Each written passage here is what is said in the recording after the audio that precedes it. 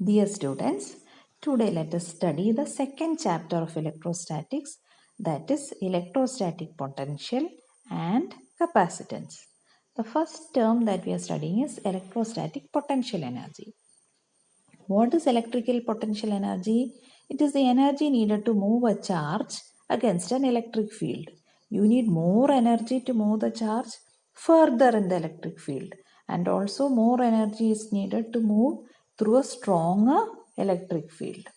And the next term that we'll be studying is electrostatic potential. Electrostatic potential is represented by capital letter V, and it is defined as the work done in bringing a unit positive charge from infinity to that point. So, electrostatic potential V is the work done in bringing unit positive charge from infinity to the point. So, we can mathematically derive potential due to a point charge. For that, we have just now studied the definition that electrostatic potential is the work done to bring unit positive charge from infinity to the given point. That is, work done, we have studied it is force into displacement. To find out total work done, we have to integrate. So, integral f dot dx, where f is the force and dx is a small distance.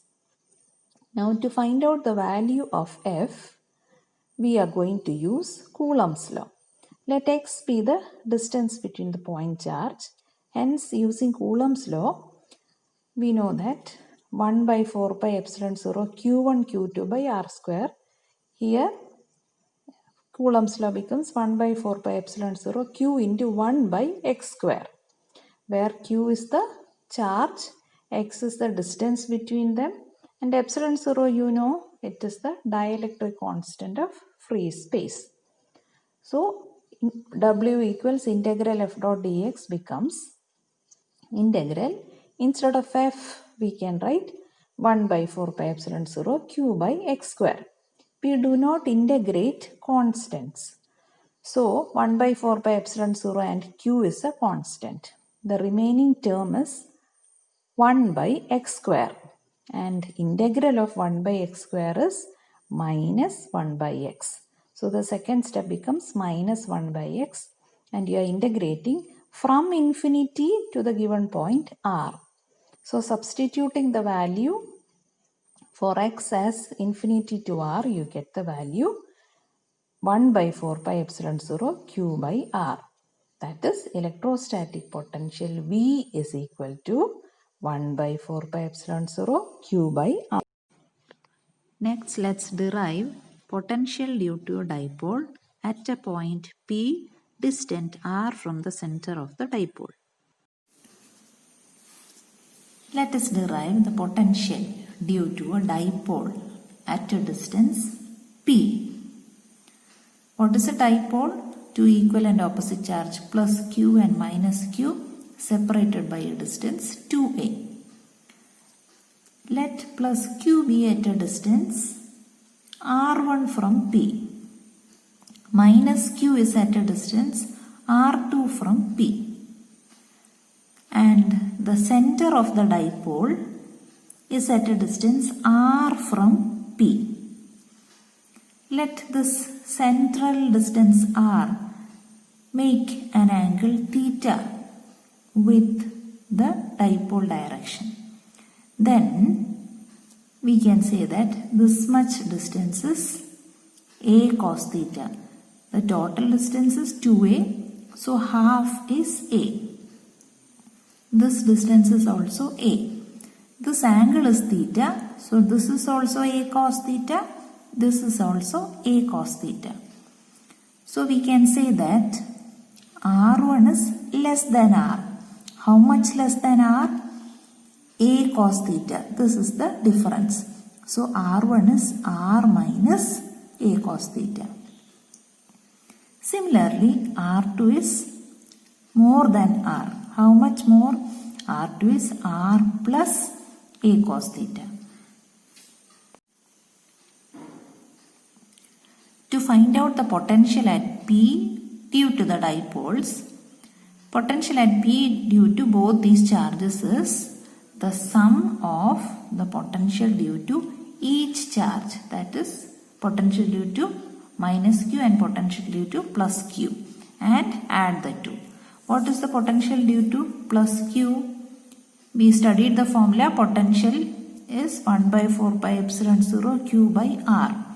So plus Q is at a distance R1 and minus Q is at a distance R2. So potential of plus Q and potential due to minus Q is given here. The total potential is the sum of these two. So 1 by 4 pi epsilon 0 and Q is common.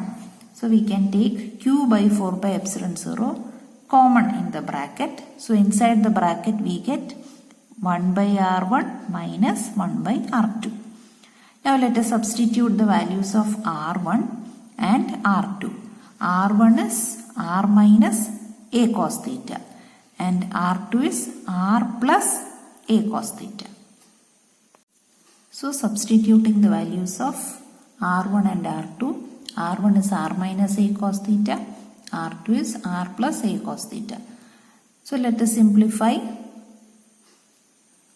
R plus A cos theta minus R minus A cos theta by, what about the denominator? Denominator is A plus B into A minus B. So A square minus B square, that is R square minus A cos theta the whole square is A square cos square theta. So next step we see that R and minus R get cancelled. A cos theta minus A cos theta gets added up.